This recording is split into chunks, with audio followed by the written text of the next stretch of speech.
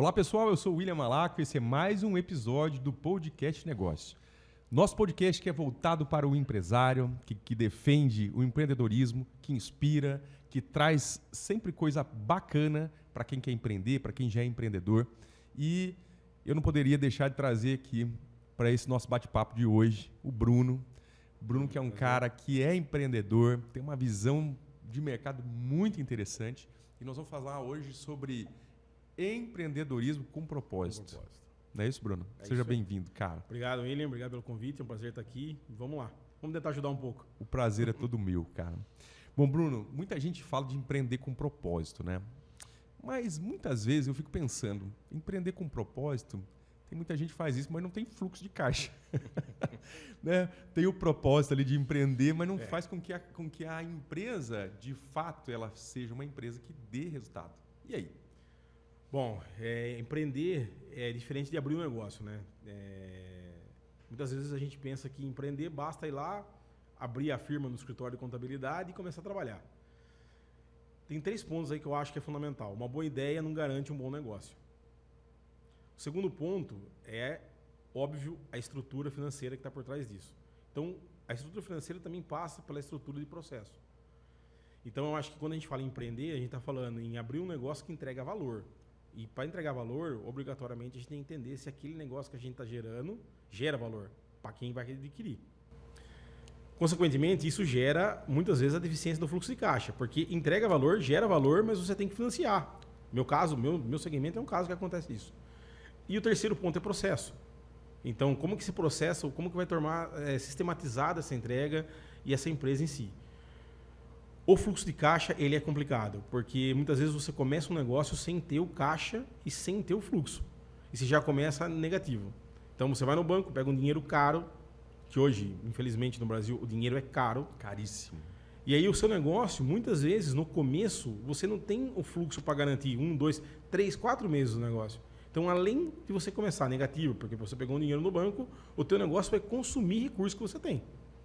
Então, a hora que você chega no final, se você tem um bom negócio, uma ótima ideia, você tem processos, mas o fluxo de caixa te matou.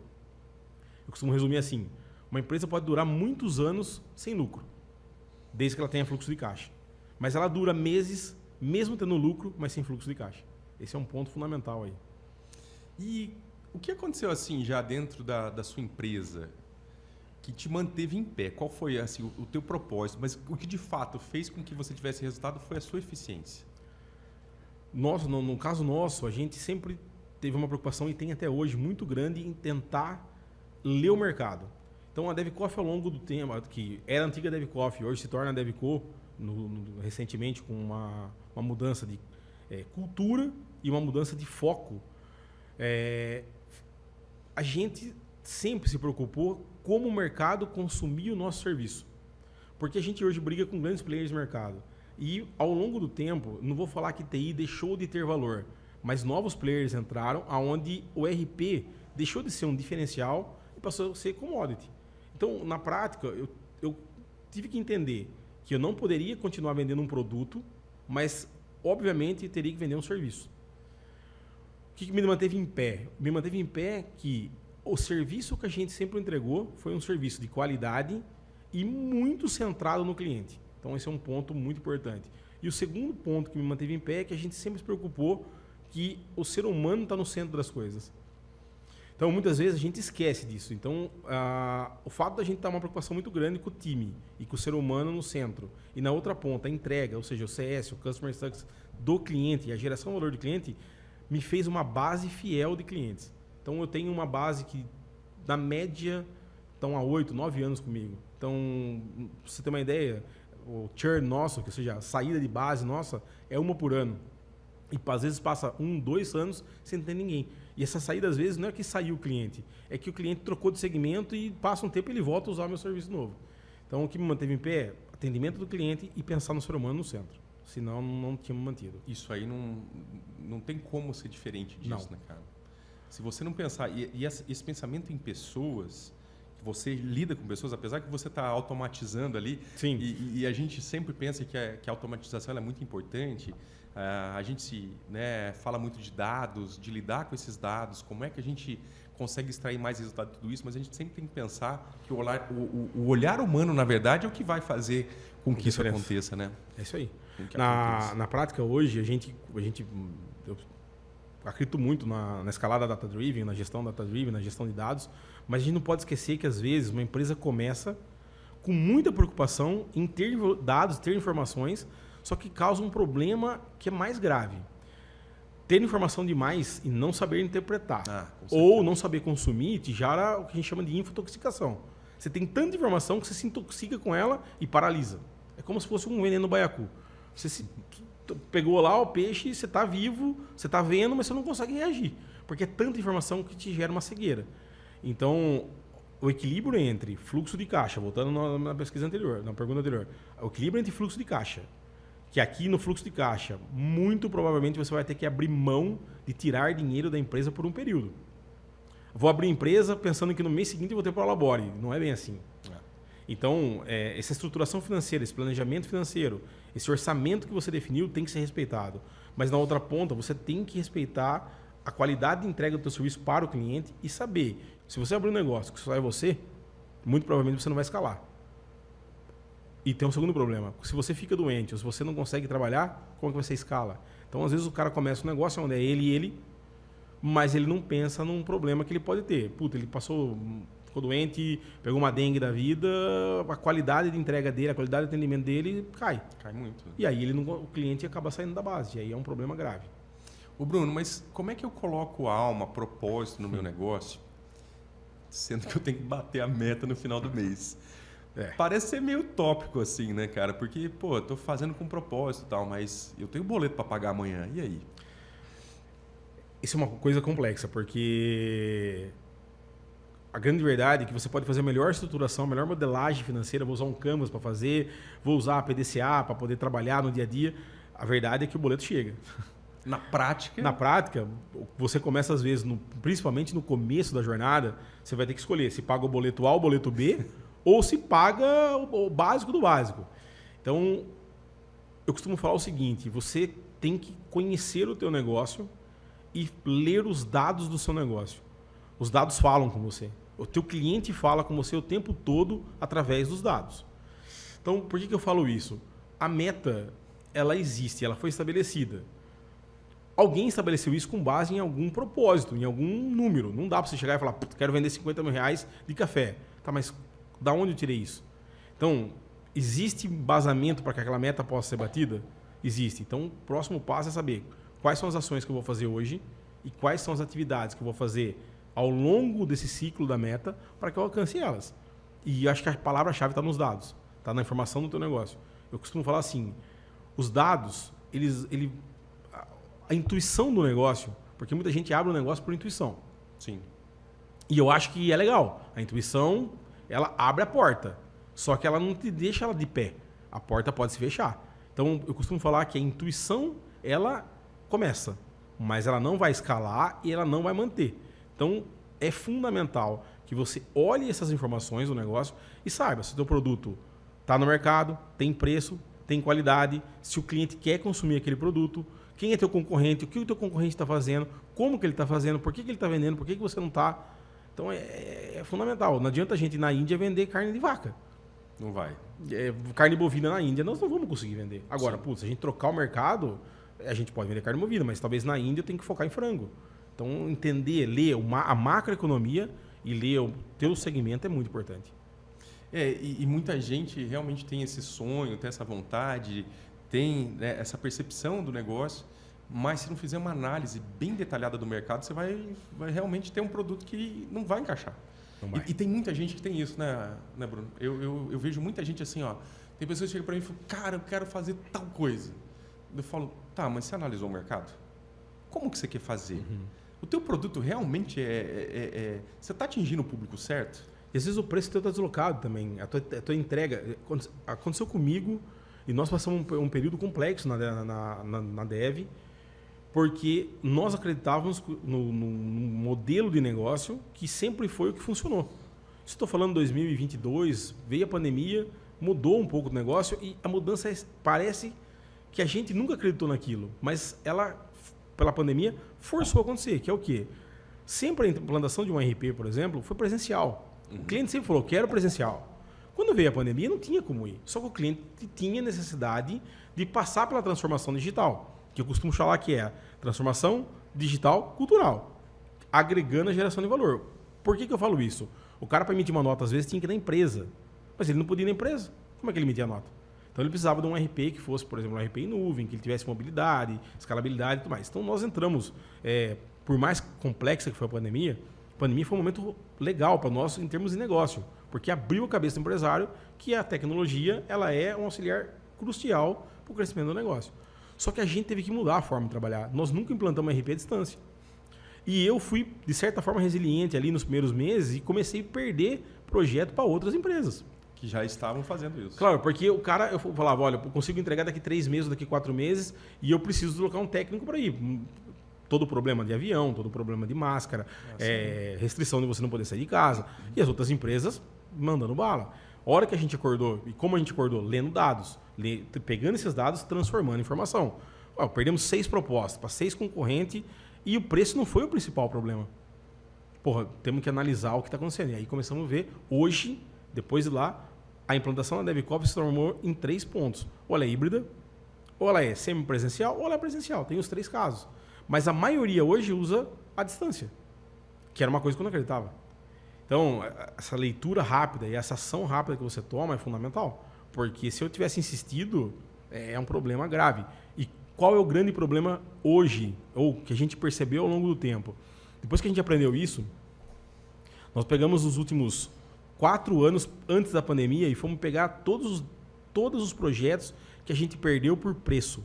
E não foram poucos, estamos falando de uma ordem de uns 8, 9 milhões de reais em vendas. Muita coisa. Muita coisa. Mas por que a gente perdia? E aí a gente entendeu um negócio e ficou claríssimo para nós. Quando a gente precificava um projeto, a gente precificava com a despesa embutida. Então, o que é a despesa embutida? Vai fazer 20 viagens, passagem de avião, hotel, eu estou cobrando isso aqui já. Os concorrentes nossos precificavam valor seco, licença mais hora de analista. Pegamos dessa base todas, não conseguimos recuperar todas, mas uma parcela disso a gente conseguiu retomar e conseguimos penetrar agora recentemente. Já no modelo novo, olha, eu tenho o valor de uma despesa aqui, você pode contratar direto, e aqui eu tenho o valor de hora, porque muitas vezes o cara tem hotel. Às vezes o cara é o dono do hotel e o cara não quer pagar para outro. Sim. Então é um problema que é a leitura. Se a gente não tivesse tido essa percepção rápida, provavelmente a gente tinha parado no meio do caminho. Mas isso é entender de mercado de cliente, né, cara? Você tem que estar com a cabeça. É o que eu falei, você tem que estar... O teu negócio é vivo. E é fundamental que a cultura que você tenha na tua empresa seja uma cultura viva. O que é ser uma cultura viva? O que deu certo ontem, provavelmente não vai dar certo amanhã. A não ser que você ajuste alguma coisinha. Isso é uma cultura viva. Então, não é porque... Eu passei por uma experiência muito legal. Visitamos um cliente há uns anos atrás. Fui vender o RP para ele. E ele fez 2 perguntas para mim que me deixou pensativo. Ele falou... Eu estava comentando que ele não tinha um RP, ele usava planilha Excel, papapá. E aí eu perguntei para ele, cara, você não acha que faz sentido isso? Ele falou, você é tão rico quanto eu? Eu falei, não. Tua empresa fatura tanto quanto a minha? Eu falei, também não. Então, eu acho que o que você está falando pode fazer sentido para alguns. Para mim, não. Cara, isso é enorme. Isso aconteceu, é real. Hein? Passou-se alguns anos, ele nos chamou lá de novo. Ele já estava numa situação financeira muito complicada. Ele acabou quebrando. E ele queria um RP. Só que já estava num momento que ele não tinha dinheiro para contratar. E Caramba. Esse cara é um cara que eu conheço muito bem. Esse cara acabou quebrando. Uma empresa que tinha mais de 400 funcionários. Era uma empresa de churrasqueira muito grande na nossa região. E o cara acabou tendo que... Fechou. Então, na prática, o que deu certo ontem, deu certo ontem. Pode ser que ajude a dar certo amanhã. Mas você tem que fazer essa leitura. É vivo. E é muito rápido como o mercado ele se comporta, né? É muito rápido. Em todos os segmentos. Não importa, de software, todos. Ele é dinâmico. Porque a gente não pode esquecer que a gente está orientado a uma macroeconomia. Se a gente pensar em teoria, né? Se a gente pensar lá em Markowitz, que é um cara que falava sobre risco, ele falava, existe o risco sistêmico e o risco operacional. O risco operacional é o risco que você gera no teu negócio. Não fiz um bom planejamento, não tenho fluxo de caixa. Achei que o meu produto era muito bom, meu produto não é bom. Cara, o meu produto achei que tinha um poder de penetrar em vários segmentos. Ele só atende um segmento, porque ele não tem um complemento. Ou mesmo quando o produto como serviço. Na outra ponta, ele fala que existe um risco que é o risco sistêmico. Esse risco sistêmico não tem o que a gente fazer. É o risco do câmbio, é o risco da inflação, é o risco do governo, a incerteza que a gente tem de geração de PIB. Então, isso aqui, muitas vezes a gente esquece que influencia totalmente no negócio.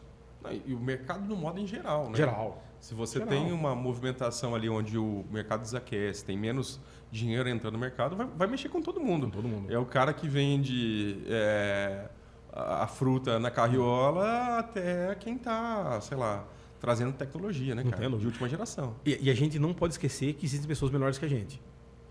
Tem pessoas que, ou empresas, no caso, como eu estou falando, tem empresas que são melhores que a gente. Então, como a gente vai lidar com isso? Muitas vezes a gente tem que fazer o benchmark. Como que esse cara está lidando com essa mudança de mercado? Você imagina quem está nos Estados Unidos hoje, importando coisa da China, e tem um monte de mercadoria chegando no navio. Cara, a cabeça desse cara deve estar a milhão. Exatamente. Pô, ele tinha um custo de, sei lá, de 1.000, o custo dele agora é 2.300 e alguma coisa. Como que esse cara vai pôr essa mercadoria no mercado? Ele vai ter fluxo de caixa para pagar o desembaraço dessa mercadoria? Ele não vai ter, vai gerar demurge. Ele vai ter espaço para dessa mercadoria e competir com o mercado americano? Não vai. Agora, vamos pensar no quem está no mercado americano. Como que esse cara vai poder... O cara que consome, por exemplo, insumos de tecnologia, placa. Como que esse cara vai fazer? Os Estados Unidos não produz. Mas não vai estar sendo importado? Vai dobrar o custo? Então, até li uma reportagem agora recente. A Apple, quando começou esse movimento, a Apple movimentou 600 toneladas de iPhone da China para a Índia. Óbvio, a sanção está na China, não está na Índia. Então, isso é leitura de mercado. Isso está antenado na macroeconomia. Macroeconomia, risco sistêmico. Então, você não pode esquecer que, por mais que você tenha uma gestão do seu negócio impecável, você tem fluxo de caixa, você tem que estar muito antenado em política, muito antenado com o que está acontecendo no câmbio. Ah, mas eu sou pequenininho, eu vendo sushi. Mas impacta. Tudo impacta. Não dá para ignorar. Não dá para ignorar. Se o cara tiver menos dinheiro entrando na conta dele porque ele está desempregado, ele não vai comer sushi. Ah, ele comia sushi 4 vezes por semana. Talvez ele vai comer uma. Só que vai chegar um momento que se ele arranjar emprego porque a economia está ruim, ele não vai ter dinheiro para comer nenhuma. Ele vai comer arroz e feijão. Porque arroz e feijão sustenta. O sushi é um plus. Então tem que estar atenado. E você já teve que tomar alguma decisão onde você tinha que avaliar o lado humano e o lado de negócio? Já. E como é que foi isso? E é complexo, porque eu sou um cara muito cartesiano e algumas pessoas que convivem comigo falam que às vezes eu fico feliz quando eu tenho que tomar uma decisão nesse sentido. É óbvio que eu não fico feliz, mas eu sempre vou preservar o negócio. Por mais humano que eu penso, óbvio, hoje nós temos 37 pessoas que trabalham com a gente, a maioria tem família, é complexo. Eu conheço cada um, eu convivo com cada um. Então, eu acabo conhecendo muitas vezes não só a pessoa que trabalha comigo, mas a esposa, o filho. Mas eu prefiro sacrificar 2, 3, 4 e preservar os outros 30 do que seguir sem tomar uma decisão e a hora que eu acordar eu tenho que tomar uma decisão em cima de 30 e poucas pessoas e não só em cima de 4. Então, o empresário ele tem que pensar que o primeiro dever dele é preservar o negócio como empresário. O segundo dever dele deveria ser preservar o humano. Ah, mas Bruno, você acabou de falar que a tua empresa, vocês trabalham com a pessoa no centro de tudo. Sim, a gente está muito preocupado com isso. O que eu posso fazer? Eu não posso continuar com esse custo? Eu vou eliminar. Eu posso tentar recolocar ele no mercado. Eu posso dar uma boa referência, eu posso fazer N coisas que está ao meu alcance, como Bruno Luiz Ferreira. Mas o Bruno, responsável pela empresa, a decisão tem que ser, infelizmente, em cima de número. E aí, às vezes, não é fácil. Eu recentemente demiti duas pessoas, uma muito amigo meu, amigo pessoal, por comportamento, então não tem a ver com custo. Dói também, porque você tenta, chega um momento que a laranja ela pode amadurecer o saco. Então, é difícil, porque e fácil preservar a amizade e o resto da empresa, é melhor que você preserve a empresa.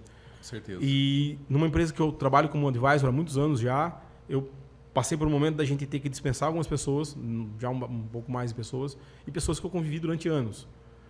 Então não é fácil, mas é fundamental que faça, e rápido. Então, contrate lento, pense, mas demita rápido. Porque cada mês que passa é custo que tem. É difícil falar isso, mas é uma realidade. Não é fácil. Para quem está na frente dos negócios, e principalmente quando você coloca o lado humano, né? Claro. O lado humano ele pesa bastante. E às vezes é fácil, cara. Eu sempre comento isso, né? Você está numa posição de liderança na tua empresa ou na minha. As pessoas estão embaixo de nós como hierarquia. É fácil você olhar para cima e criticar. É sempre mais fácil olhar e criticar o que está em cima. Mas às vezes quando você senta lá, e eu tive a oportunidade às vezes de falar, tá, no meu lugar, o que você faria? E o cara me responder, eu também me demitiria. Claro, a Dev hoje tem uma cultura de resultado. Então, todo mês, quando termina o mês, até no mês encerrado, o mês anterior, até o dia 10 a gente tem uma reunião de resultado das áreas. Então, o resultado financeiro da DevCoffee é aberto. Ele é aberto, quanto faturou, quanto teve de custo, quanto de lucro. E aí cada área apresenta o teu resultado. Então todo mundo sabe o que está acontecendo, das lideranças, né? Então os líderes, todo mundo sabe o que está acontecendo. Então no teu lugar, você acha que tem que contratar mais pessoas ou demitir pessoas do teu setor? Qual a produtividade? O que está sendo entregue? O que foi? Então isso facilita. E traz comprometimento da própria equipe, né? Muito. Facilita, mas não é fácil. Você quando olha no ser humano e sabe que aquele cara... E às vezes, você vai concordar comigo, às vezes o cara tá com você, tem uma posição, e aí ele vai ter que voltar ao mercado. E você sabe que não é fácil. O cara já tem uma certa resistência a aprender, ou o cara está muito focado num segmento que eu uso bastante, mas que o mercado não está tão usando. Ainda que no caso nosso, a tecnologia nossa é muito atual, a gente usa uma stack extremamente atual. Mas, por exemplo, nessa empresa que eu sou advisor, o cara trabalhou durante 15 anos numa extrusora. Puta, cara, ele tem que procurar um outro lugar que tem extrusora de um segmento igual, porque 15 anos fazendo um segmento específico, o cara... Então você sabe que vai ser difícil, vai ter que se reorganizar. Aí não tem. Aí, basicamente, é tentar do lado humano, recolocar, ajudar, mas a decisão como empresa tem que ser dura. Não pode... Não tem como. Não tem como. E você acredita que todas as empresas precisam escalar? Não, tem negócios que é melhor que não escale. Porque assim, ó, vamos pensar, né? Para a gente escalar, é uma sequência de coisas. Para mim escalar, eu tenho que ter mais capital de giro, eu tenho que ter capacidade de entrega, eu tenho que ter, se eu sou uma indústria, capacidade produtiva. No outro ponto, eu tenho que ter capacidade de atendimento, porque vai aumentar meus problemas. Quanto mais você vende, mais capilar você é, mais problemas você pode ter. Muito provavelmente, quando você está numa escala menor, você não tem um saque, você não tem um setor de CS, você produz e entrega aquilo, mas o problema é que quando você escala muitas vezes, para escalar você tem que aumentar o portfólio de produto. Isso requer mais capital de giro para comprar matéria-prima, mais financiamento do cliente. Na outra ponta, você vai ter uma necessidade de produzir e estocar, porque como você vai fazer? Você vai deixar sob ponto de pedido? Você nem sempre consegue. Depende do tamanho do produto ou o tempo de produção, você tem que ter produto. E lembrando que o cara, quando vai comprar, às vezes ele quer na hora. Aí você vai ter que montar um setor de pós-venda, tem que aumentar o setor comercial, aumentar o setor comercial é mais custo, tem que aumentar marketing. Então, a hora que você coloca essa escala, é complexo. Onde te dava 30% de margem líquida antes, agora passa a te dar 10%. Você tem que vender muito mais para talvez ter o mesmo volume de lucro. Né? Exatamente. Então, se a gente pegar o modelo do POM, que é o do POM, da Dupont mesmo, ele fala muito isso. Às vezes você tem que pensar muito em ter escala com margem menor ou ter menor escala com margem maior. Eu penso o seguinte, quando você tem que sacrificar margem por um período para escalar e depois ela entra num patamar que era próximo do anterior ou maior, é válido. Na verdade, voltamos no ciclo de vida das empresas. As empresas começam, elas crescem, chega um momento que elas também têm que se reinventar. Se ela não se reinventar, a Volívio falou muito disso, se você não se reinventar aqui, muitas vezes ela entra no declínio. Até mesmo para criar novos produtos. Então, ok, Potter falava também muito disso daí. Só que na prática, esse novo ciclo que você começa vai necessitar mais capital de giro. Você está preparado para isso? Então, às vezes é melhor que você continue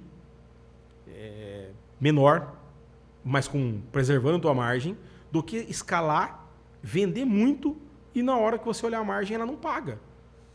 Pior, faturar mais pode quebrar. Ah, com certeza. Vender mais pode quebrar. Nossa, mas como? Eu aumentei minhas vendas em 100%, mas eu tô indo para trás. Quanto aumentou teu custo? 280%. Bom, tá explicado? Mas isso é um período? É um período. Por 6 meses eu vou precisar fazer isso. Depois vai estabilizar? Vai. Então, ok. Isso não seria um aumento de custo, seria um investimento que você está fazendo, um OPEX da vida. E às vezes, não só o OPEX, né? Você tem que também ter um CAPEX. Se eu preciso produzir mais, eu preciso de um galpão maior. Então você está preparado para tudo isso? Se está preparado, eu acho que vale a pena. Senão, certamente compensa ser menor. E o que você acha que é o maior erro de quem é pequeno ou médio e fala, agora vou começar a crescer? Não tem estrutura. Estrutura financeira, de processo e de planejamento estratégico. Ele acha que Óbvio, cada negócio tem um valor, né? Mas eu sempre digo assim, chegar no primeiro milhão é fácil. Dali para frente é complexo. É complexo. Óbvio, né? Isso não todo negócio, mas chegar na primeira faixa de faturamento maior é possível. Dali para frente é muito difícil, porque você tem que ter uma estrutura que às vezes você não tinha.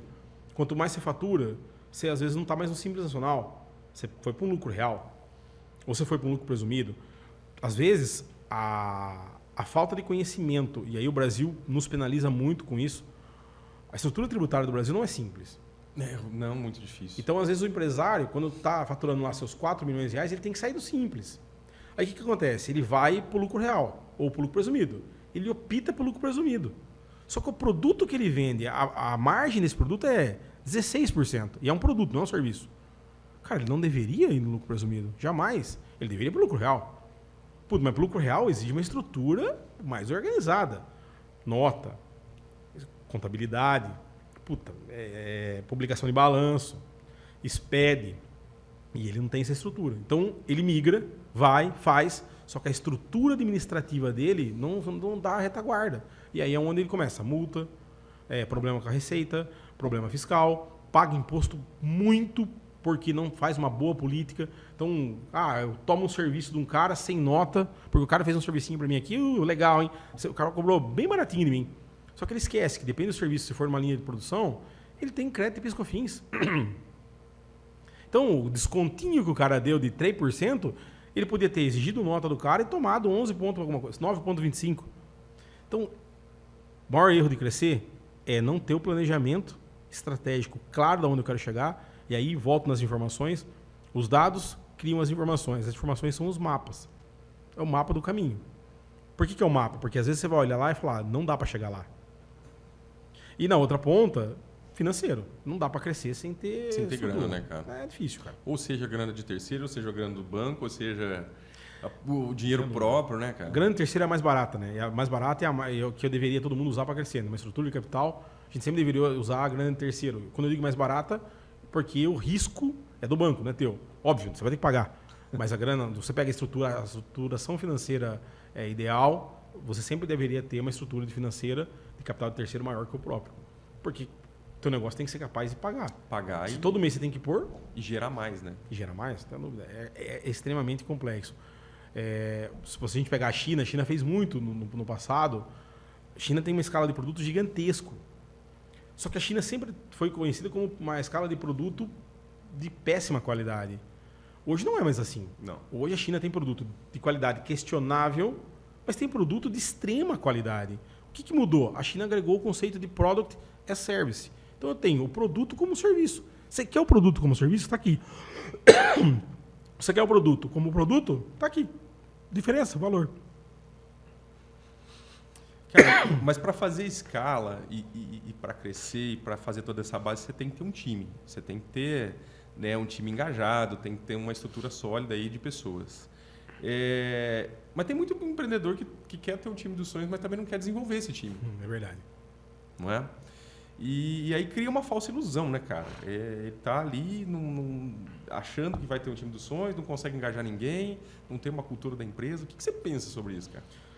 Cara, a construção de cultura em empresas de pequeno porte, como a minha, por exemplo, pequeno porte porque eu lido com empresas que têm 8, 9 mil, os meus concorrentes têm 8, 9 mil funcionários. Nossa, muita coisa. Você vai pegar uma TOTS, uma Oracle, uma SAP. Eu costumo dizer o seguinte, no nosso caso e em outros casos, como de forma até que geral, a gente, tratando o ser humano no centro, a gente passa a entender que tudo passa pelo ser humano. Nada acontece se não passar por alguém. Essa construção de cultura ela é contínua e ela não é fácil, porque a cultura ela vem de uma herança que é das pessoas que estão dentro do negócio. Sim. Troca de experiência, engajamento dessas pessoas, conversa, troca de experiência. Ocorre que a grama do vizinho é verde e a nossa nem sempre é verde. Então, eu não tenho o poder financeiro que uma empresa como uma concorrente minha tem para engajar essas pessoas no grana, no financeiro. Uhum. O que a gente tenta fazer internamente? Promover o ser humano. Então, promover o ser humano como? Ser humano. Então, o ser humano tratando ele como uma pessoa e não como um número. Tratamento o mais humano no sentido de, olha, estou com um problema familiar, vou te deixar 1, 2 dias aqui.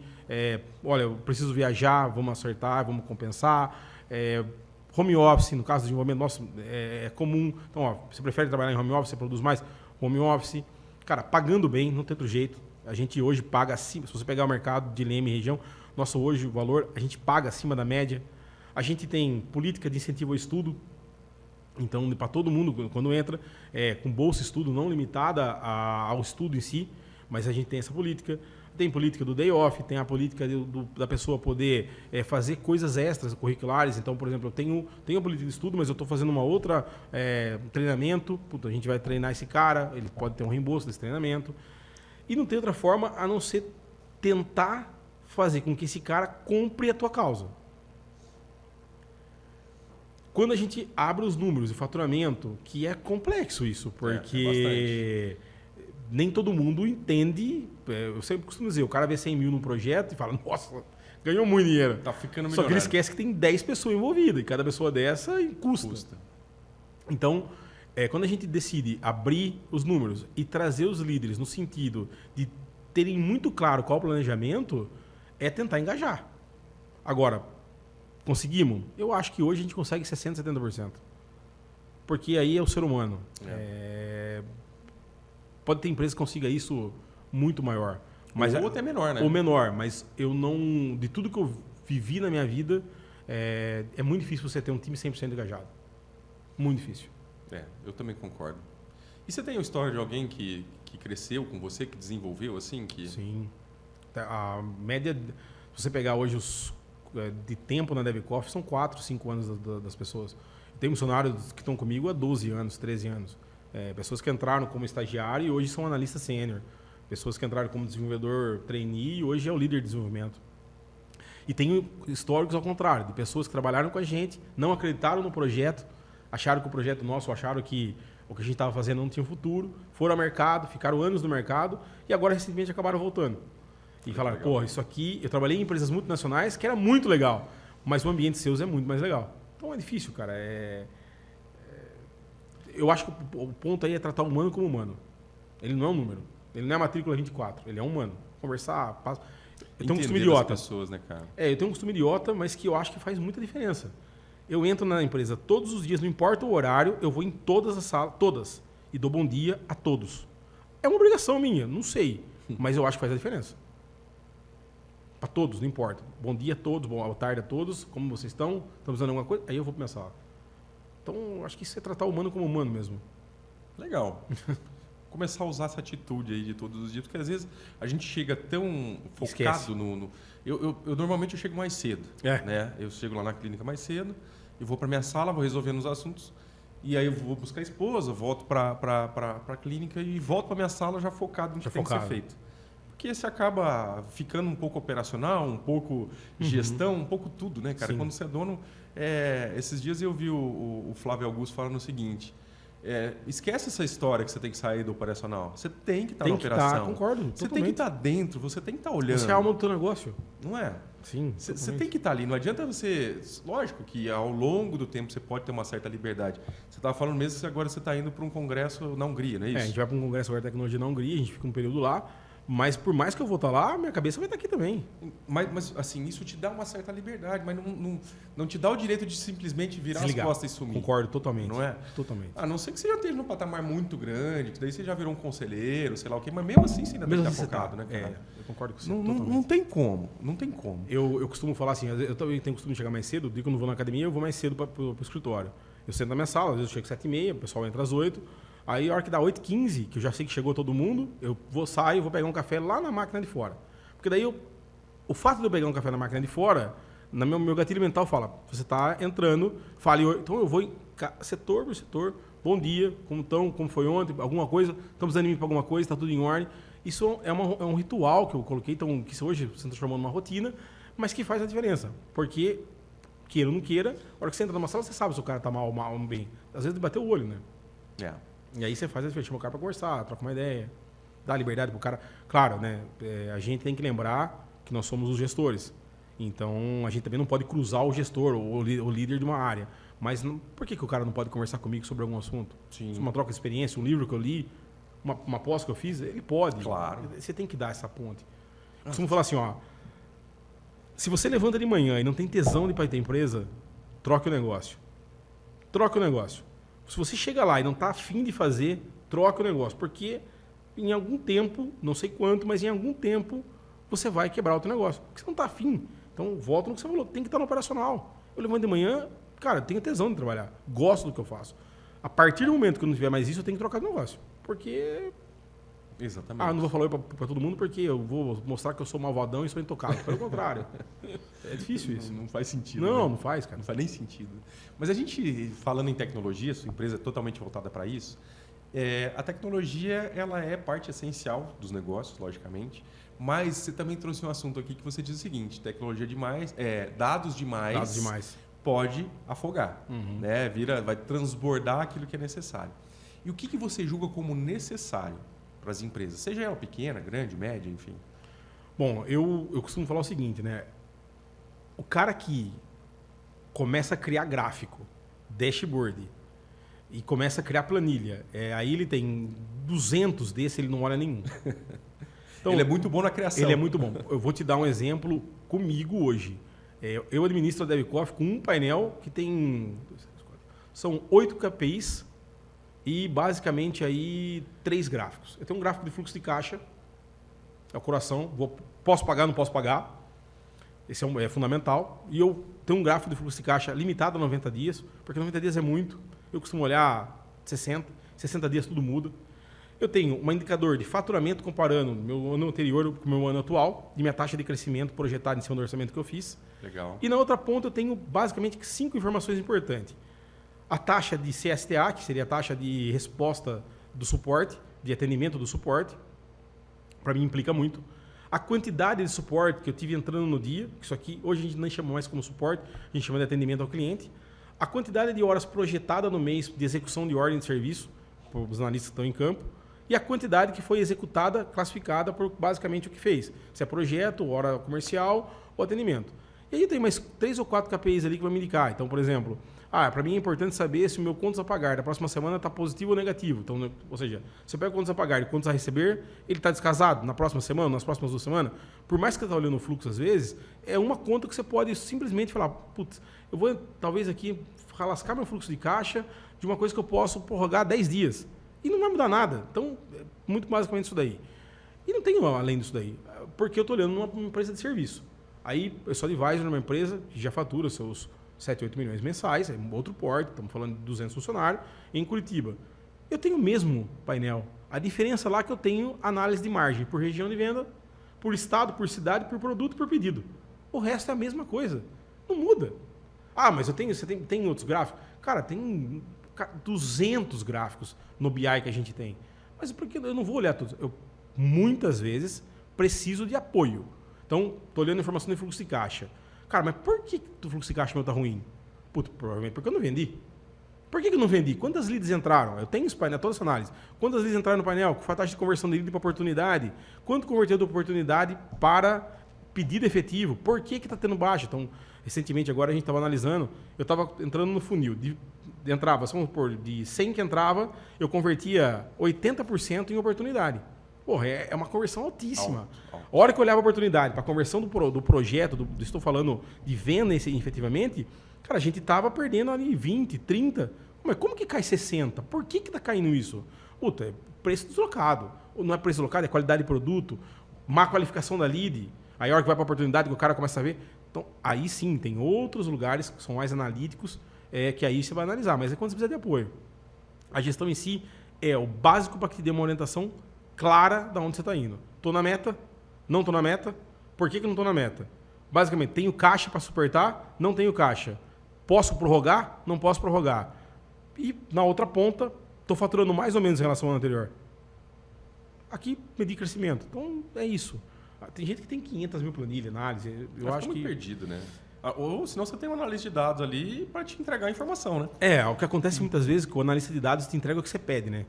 E aí ele te pega uma fração, te dá fracionado. Qual é o grande problema? Será que aquele dado está tratado da forma correta? Porque dados... Eu terminei um MBA na USP em transformação digital.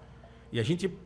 fantástico, e a gente abordou muito sobre como as empresas em crescimento estão orientadas ao sucesso ou ao fracasso baseada na escalada data-driven. Ou seja, o cara começa com muitos silos de informação e muitas vezes ele está na cultura da intuição.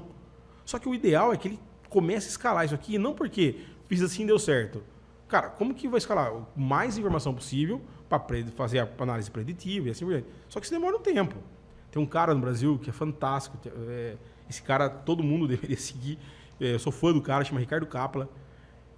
Trabalha para os Estados Unidos. É um cara fantástico e ele pega muito na escalada data-driven. E é um cara que eu usei muito como referência quando eu fui escrever minha tese. E na prática, se você tem muito dado, você tem problema de intoxicação. Mas se você tem dados adequados, painéis lindos, mas se a informação ela não é coesa, você vai tomar a decisão errada. E para essa informação ser coesa, você tem que ter processo e procedimento. Para ter processo e procedimento, você tem que ter estrutura. Para ter estrutura, você tem que ter caixa. Para ter caixa, você tem que ter um negócio que seja atrativo, que entrega valor e gera propósito.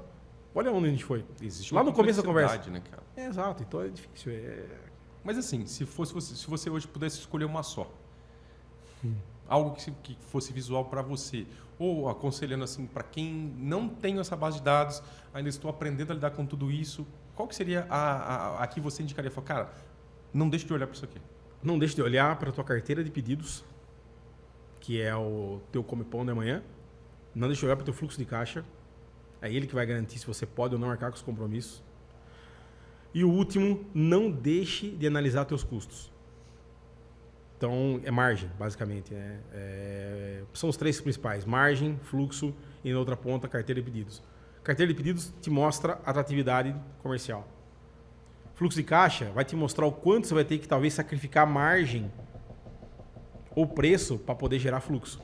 Porque, talvez, é melhor vender com 5% de desconto à vista do que vender a prazo no topo da tabela. Porque a hora que você vai descontar duplicado no banco, vai dar 8%, 9%. Fluxo é fundamental. E no último, margem. Quando eu digo margem, estou falando a margem de contribuição do produto, a margem de contribuição do da DRE. Então, você tem que ter uma DRE. Não importa o tamanho do teu negócio.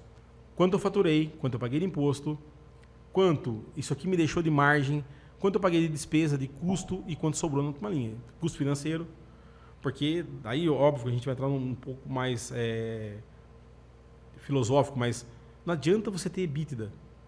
Ah, sim.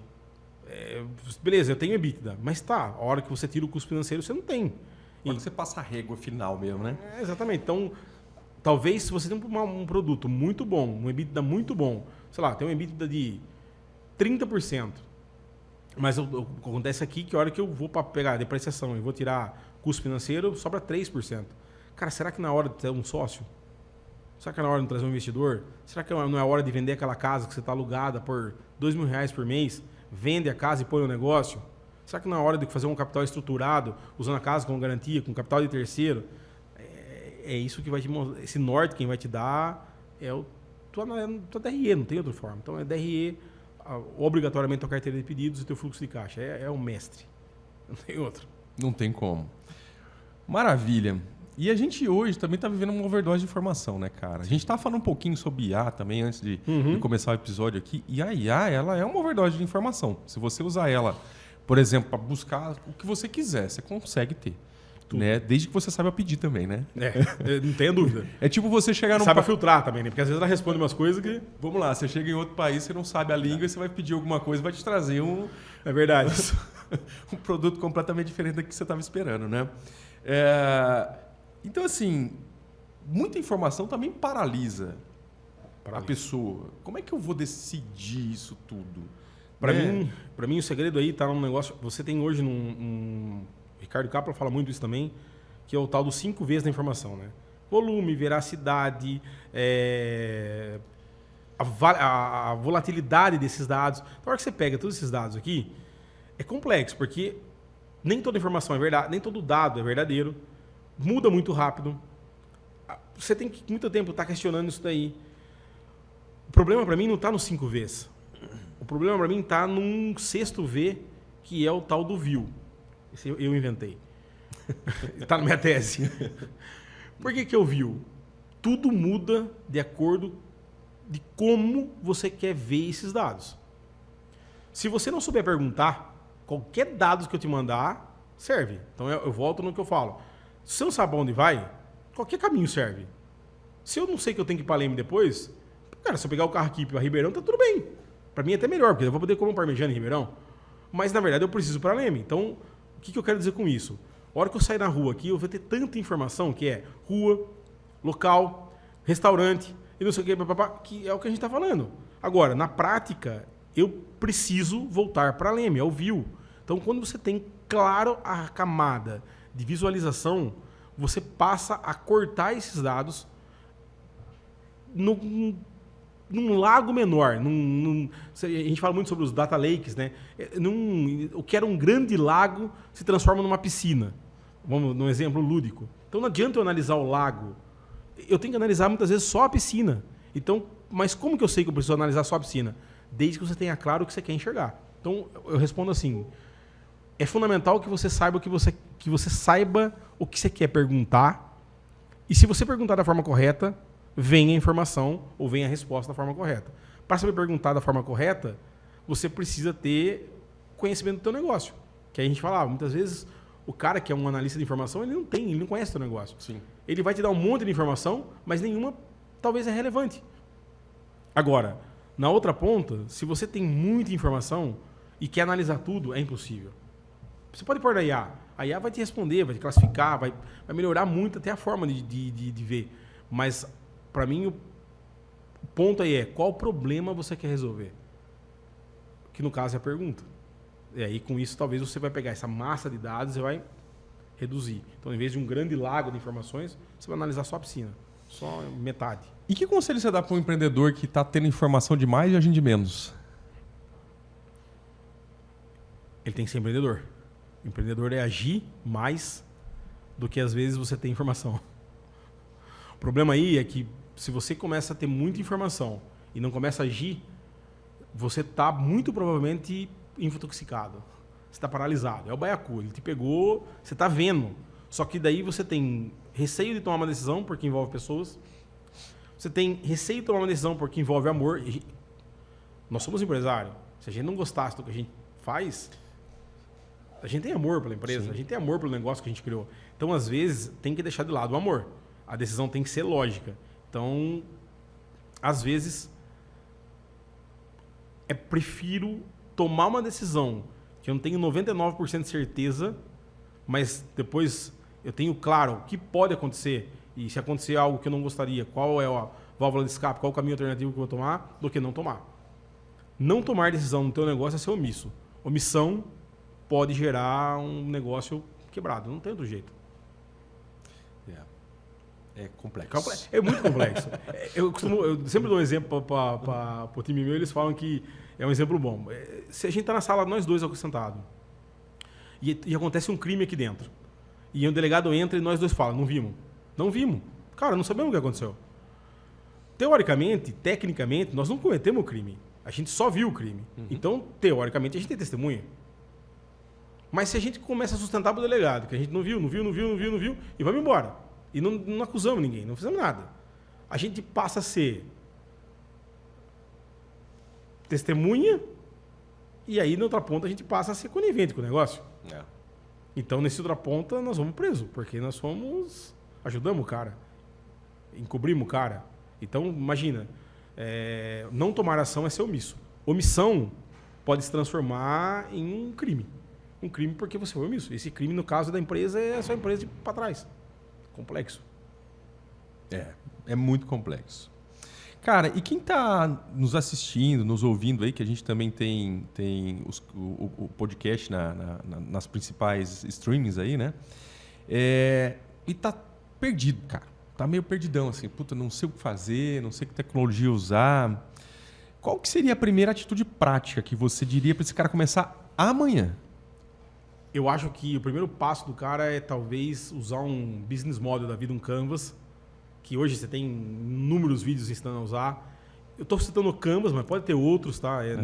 Pode ser o Lean, um Design Think da vida. Tem muito de framework.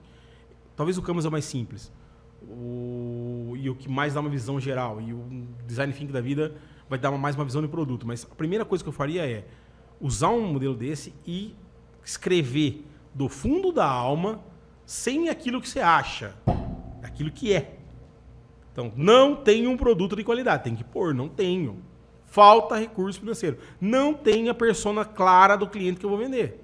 Então, acho que o primeiro passo é pegar um framework desse, ou no papel, usando lá talvez até um modelo mais simples, agora que me veio na cabeça, aquele ciclo de ouro, que é do... Eu não esqueci o nome desse cara que criou, mas que é o porquê do produto, aonde... Cara, muito simples. Ou mesmo um 5W2H. Pegar um framework desse e colocar. Por que eu estou falando de usar o framework? Porque às vezes o cara tem vergonha de escrever a realidade. Ele não quer acreditar que ele está numa situação ruim, né, cara? Perfeito. Então, pegue aquilo ou vai na folha de sulfite e escreva a realidade. Então, tenho produto? Tenho. Tenho fluxo de caixa? Não. Tenho claro para quem eu vendo? Tenho. Meu produto tem preço competitivo? Tem. Mas ele gera margem? Não. Puta, cara. É melhor parar. Ou remodelar o negócio. O meu negócio foi remodelado recentemente. Então, por quê? Porque se eu continuasse vendendo o conceito de vender a implantação, o cara não vai comprar. O cara quer o mais baixo possível o conceito de implantar e ele prefere pagar mais no recorrente. Mas ele quer o mais distante, com menos despesa, o mais rápido. Então, não tem outro jeito. É visão do mercado, visão do né, mercado. Cara? Visão do mercado. Tem que olhar para isso, né? E tem que olhar para você. Então, eu acho que assim, puto, não sei. Pode ser um Canvas, pode ser não pode ser não, mas um Canvas, pode ser um Design Think da vida, pode ser qualquer framework.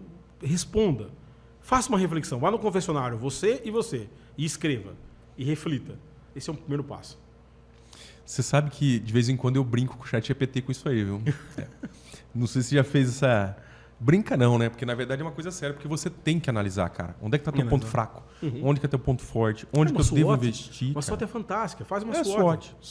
Faz uma SWOT. Então, assim, e a SWOT é legal, que você pode fazer a SWOT do negócio como um todo, depois faz uma SWOT do produto ou do serviço que você vende, e depois faz uma SWOT sua. Exatamente.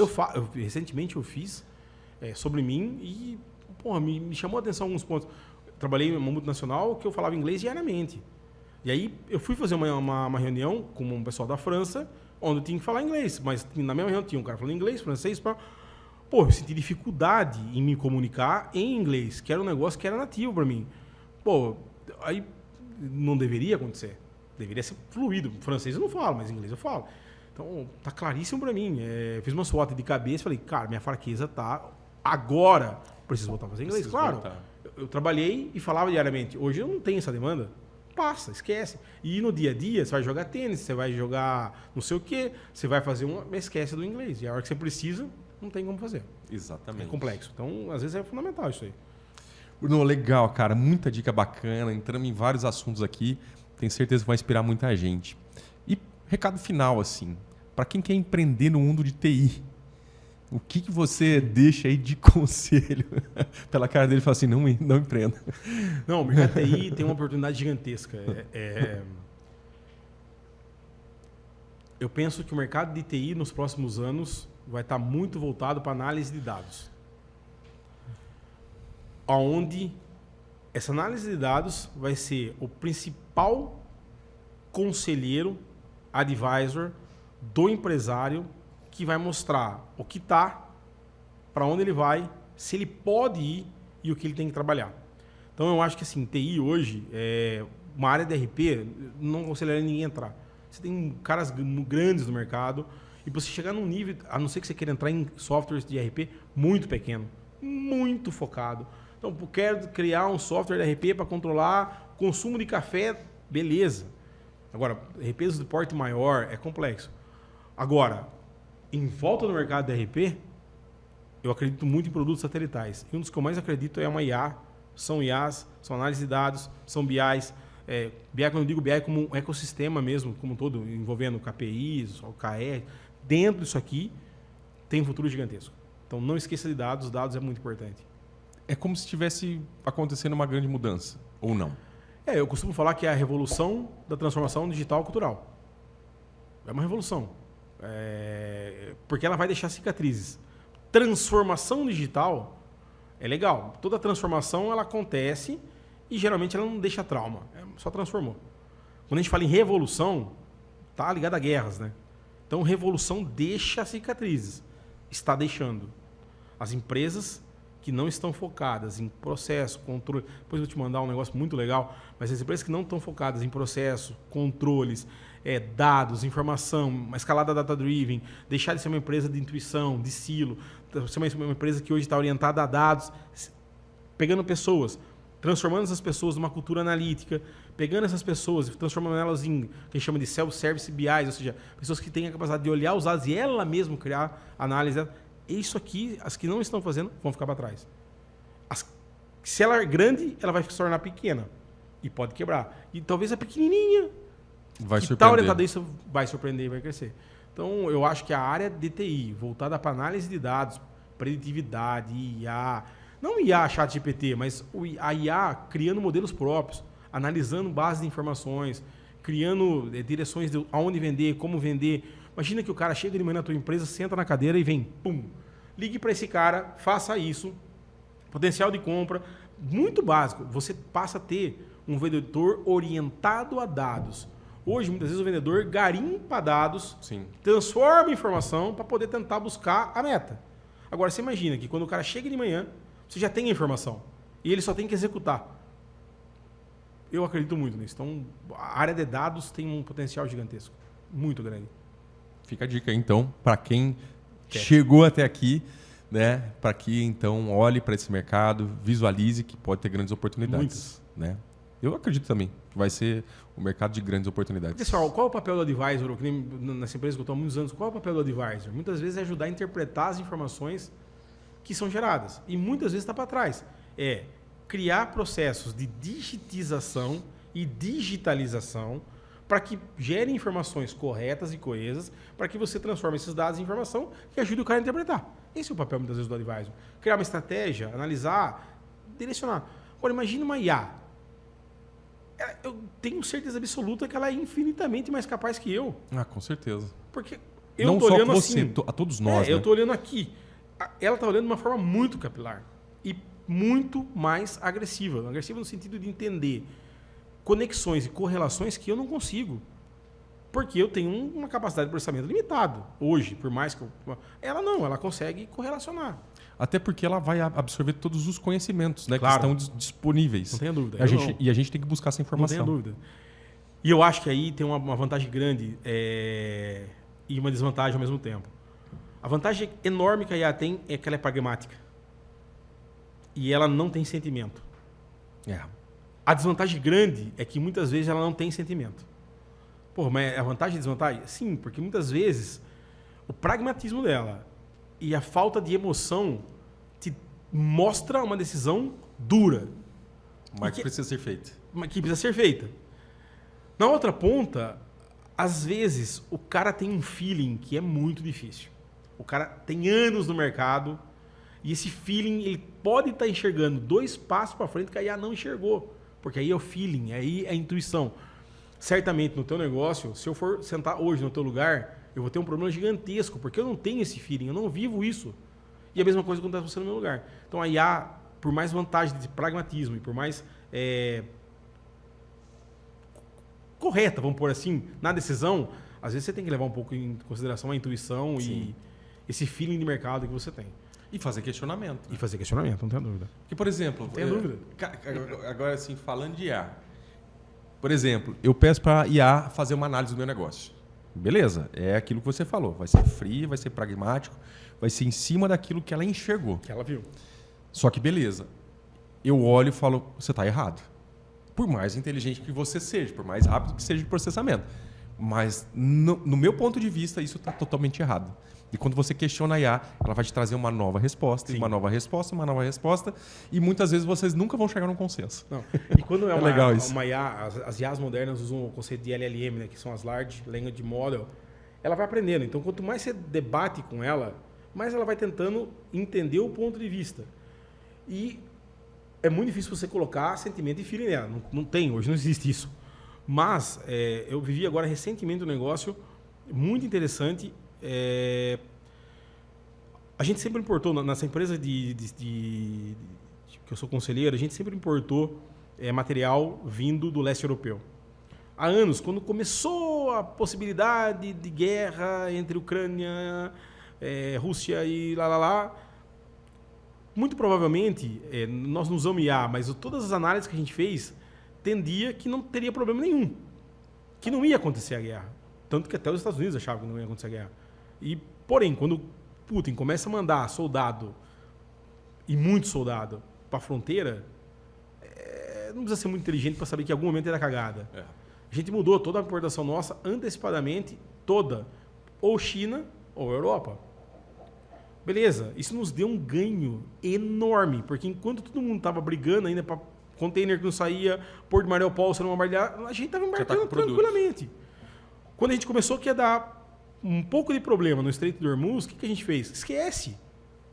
Deixa a China de lado, foca a Europa. Volta a China. Então, o que a gente acabou fazendo nos últimos 5 anos? A gente diversificou e criou um pulmão de importação que não estava voltado para o leste europeu. E muito menos para a Europa. Então, hoje a gente tem pouquíssimo de leste europeu, mas a gente tem Ásia, a gente tem Europa, a gente tem continente americano, norte-americano. Então, nos dá uma flexibilidade de olhar e falar assim, o preço europeu está mais caro que o asiático. Mas, nesse momento, o preço não é o mais importante. Eu vou ter a matéria-prima chegando rápido. E aí eu consigo repassar, porque o cara meu não tem, meu concorrente não tem. Então, a IA não ia conseguir entender isso aí, porque envolve um sentimento. Envolve um feeling de negócio. Talvez a IA não ia saber que tinha um fornecedor, mas esse sentimento, às vezes, é fundamental. E aí, para quem não gosta de estudar história e geografia, tá vendo como isso é importante? Não, é fundamental. A geografia do mundo é muito importante. Hoje, tem um livro muito legal, não teve atualização, chama O Mundo é Plano. Ele é um livro eu li há uns 8 anos atrás, mais até uns 10 anos atrás, ele é grosso assim. Pode ser que tenha alguma atualização, mas eu li o meu original e voltei a ler agora, mês passado. É impressionante como um livro de 10 anos atrás é real. E ele prega um negócio que a gente vive hoje.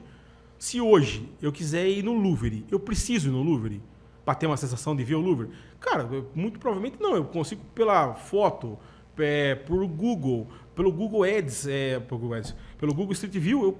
Eu navego por tudo, eu ando, conheço. Tudo bem, eu não sinto o cheiro, não sinto a sensação ainda, mas eu consigo conhecer o mundo. Então o mundo se tornou plano. Tudo bem, agora está com essa guerra toda do Trump e tal, mas isso é momentâneo. Isso aí vai, em algum momento... É ajuste comercial.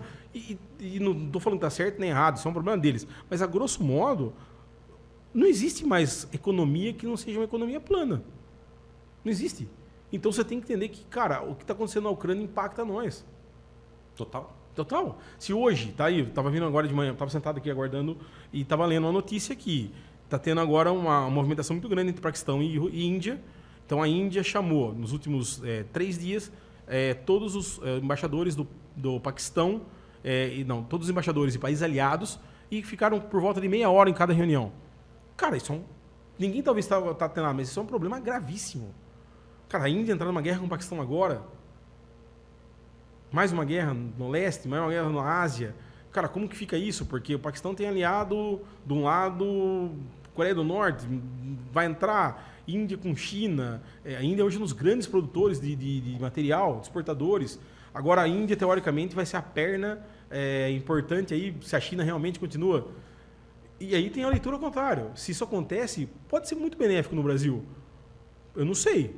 Mas se hoje China precisa mandar mercadoria para o mercado norte-americano e não tem a Índia, qual é o país mais seguro do mundo para poder construir uma fábrica e que tem uma logística e que, de certa forma, está próximo dos Estados Unidos? É nós. Ou a Argentina. Mas a Argentina, mais limitado, talvez. Tem uma limitação grande e hoje, talvez agora com o Milei, não sabemos como está a economia nas realidades, mas ela é limitada. Em pessoas, em espaço, em tudo. O Brasil não tem limite. O Brasil, o cara coloca uma fábrica lá em Recife e ele tá uma perna dos Estados Unidos. Exatamente. Ele tá uma perna da Europa. Então imagina, a China sai do rolo do leste europeu, sai do rolo da Índia ou qualquer país, ou próprios Estados Unidos, e monta uma base sólida dentro do Brasil, ele tem acesso à Europa, à África. Tá do lado, tá 5 horas tá na África, mas 5, 6 horas tá em cima. Então, pode ter um potencial gigante para o Brasil. Pode ser prejudicial. Mas na prática você tem que ler. Se você não estudar a macroeconomia que está acontecendo, é problemático. Muita coisa boa. Bruno, nós vamos ficar. Já vai ficar aberto um convite aí para um próximo, hein, cara? Nós temos muito assunto aí. Não, quando você quiser. Muito legal. Agregou muito aí com o nosso podcast. Quero te agradecer mais uma imagina. vez aí por ter aceitado o nosso convite. Eu que agradeço. E tenho certeza que para muita gente esse conteúdo aqui vai ser fantástico, vai trazer muitos insights. E é isso que a gente quer. A gente quer essa influência, a gente quer mostrar que o interior tem força, que tem gente que pensa, que tem gente que corre atrás, que tem gente que desenvolve. Que é apaixonado por isso aqui? Exatamente, cara, que é apaixonado por isso aqui. Eu sou apaixonado pelo interior de São Paulo. É isso aí, cara. Eu vim do Paraná, eu sou VIP, né? Você sabe disso ou não? Não. É VIP, vim do interior do Paraná. Ah, é? Sou VIP. Então o que acontece, cara? Lá também é bom, hein? É bom, cara, mas eu me encontrei muito aqui também. Eu amo o Paraná, né? Minha terra. Mas eu me apaixonei por aqui, cara. Escolhi Porto Ferreira, é muito boa. escolhi essa região, fiquei 3 anos em Pirassununga, essa região é sensacional, cara. Qualidade de vida. É muito fantástico, bom. cara. É muito bom. Eu gosto muito de estar aqui também, eu tenho o maior prazer de estar aqui. Eu falo pra você, eu vou pra São Paulo toda semana. Quando eu volto pra cá e falo, porra, isso aqui... O cara que não dá valor pra isso aqui, não entende o que é morar num grande centro. Não que seja ruim, né? Não, mas lógico. a gente tem tudo, cara. Tem qualidade de vida, tem saúde, tem alimentação, tem amigo, tem segurança. É muito bom. Deslocamento rápido. Né? Rápido. É o que a gente estava falando um pouquinho antes. Você precisa pegar um voo, você demora... Eu estou um pouquinho mais distante aqui, mas você vai para Campinas, por exemplo, 1h20 você está lá. Às vezes você vai se deslocar dentro de São Paulo, você não tem Agora, imagina se Ribeirão amplia. Pra você então, muito melhor. É muito melhor. É muito bom. Isso precisa acontecer. Isso aí eu acho que os governantes têm que estar de olho nisso, cara, porque isso ajuda a desenvolver mais.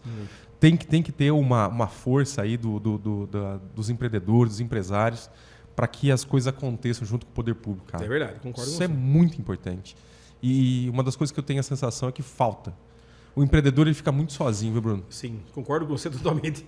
É uma leitura fantástica, porque Leme tem algumas iniciativas que eu olho e falo, muito legal, mas está muito longe da gente.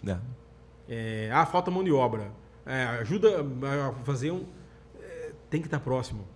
O poder público tem que estar próximo da gente. É difícil falar, mas o poder público tinha que... como se fosse um conselho, né? Mas o empresário tinha que ter acesso ao que está pensando o poder público. E talvez influenciar em alguma coisa. Porque às vezes o que o poder público está fazendo não resolve muito. Mas pode falar? O erro é nosso, cara. Cara, concordo com você também, totalmente. A gente é desunido. É desunido. Precisava ter uma junção de falar assim, o que a gente quer, o que a gente precisa. E chegar e, de fato, falar assim, isso aqui está aqui, é o que a gente precisa, você consegue nos ajudar? O que você está falando faz muito sentido. Imagina a dificuldade que a gente teria de colocar 20 empresários aqui na sala para defender um consenso comum. Não. Concordo com você. E se for do mesmo segmento, piorou, porque daí se sentem concorrentes. Perfeito. Eu vivi isso em Leme há alguns tempos atrás, e coisas que, por exemplo, em outras cidades eu não vivi. Paraná, por exemplo, a gente teve uma startup em Curitiba, e a gente não sentiu essa resistência lá. Lá, o concorrente às vezes estava do lado procurando uma tecnologia, ou às vezes trabalhando em conjunto. Mas quando a cidade é menor, se você falar, vamos colocar sei lá, em Leme tem bastante empresas de tecnologia, as 10 empresas de tecnologia em Leme, vamos criar um treinamento comum. Eu não acredito que aconteça. Mas é um grande erro, cara. Eu não acredito que aconteça. Sim, totalmente. Tudo. É um grande Leme, erro. Vamos imaginar, não sei Porto, né? Talvez pode me responder. Mas como pode? Leme hoje não tem um distrito de tecnologia. Porto, acho que mais próximo da gente que é São Carlos. E olha o que São Carlos fez. Você vai ali em São Carlos, Ovolab, ali, se me fala a memória. Cara, é fantástico aquilo. Quanto de receita trouxe? Sim. Você pega a parte de tecnologia, o ISS ainda é 3% do INEM, por exemplo. Você tem São Carlos é 2%. Você tem Osasco hoje, tive recentemente chama Osasco Valley, que é como se fosse um evento que eles fazem como se fosse o Vale do Silício do Osasco. Cara, os incentivos, as preocupações, tá muito próximo. Tô falando de tecnologia que é mais minha área, né? Mas eu não vejo isso no interior às vezes. E concordo com você, a culpa é nossa. Por que a gente não pega todo mundo, vai lá, pega o modelo que o Osasco está fazendo, o modelo que São Carlos está fazendo, senta, gente, por que a gente não pode ter isso? Vamos criar um polo regional. Pois concordo, a culpa é nossa. Certamente. Ó, empresário, você que está vendo esse vídeo aqui, ou seja o corte, ou seja o vídeo inteiro, o que você acha disso? Para pensar, hein? Analisa isso. Ó, o podcast negócio é para fazer exatamente isso, é para mexer com tudo isso, é para unir, é para trazer as dificuldades. Então participe com a gente, comenta aí, fala aí o que você está sentindo, fala qual que é a tua dificuldade. Vamos pensar junto, vamos pensar junto. Não tem dúvida, isso é um ponto para refletir. Não é isso? Só reclamar não resolve. Não, tem que ter atitude. Só reclamar que a prefeitura não faz nada, mas não resolve. Cara, é verdade. atitude que faz com que tudo aconteça, não é isso? Total. Maravilha, gente. Para quem acompanhou até aqui, eu quero agradecer. Novamente, nos sigam nas redes sociais. Vamos lá, Podcast Negócio PF. Você vai ter todo esse conteúdo, você vai ter os cortes ali. Comente, compartilhe, mostre para os empresários o que a gente precisa fazer. Vamos se unir, gente. Vamos estar junto. Vamos fazer com que a coisa aconteça. Vamos fortalecer aí essa dificuldade que a gente tem de todos os dias de empreender, de entender de mercado, seja toda a questão tributária, as dificuldades que a gente enfrenta no dia a dia. É isso. Nós temos que estar junto para que a coisa possa acontecer e a gente transformar esse Brasil que é gigante, é imenso, que é cheio de oportunidades, mas muitas vezes a gente se sente sozinho e não consegue dar o próximo passo, justamente por estar sozinhos. Obrigado para quem veio até aqui. Tchau, tchau. Obrigado, pessoal.